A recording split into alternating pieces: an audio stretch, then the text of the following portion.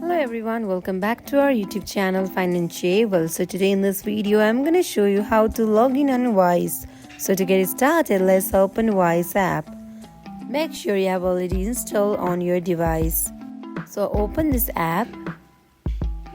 Here tap on Get Started and again click on Get Started and tap on Login button as shown here.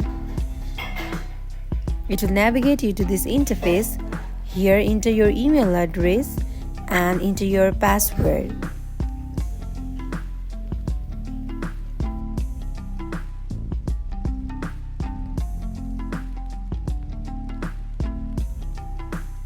And then tap on Login button.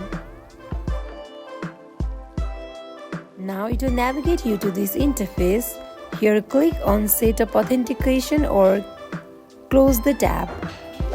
So here you go, you have successfully logged in on your Wise app. So that wraps for today. If you guys like this video, do not forget to like, comment and subscribe our channel. Thank you for watching.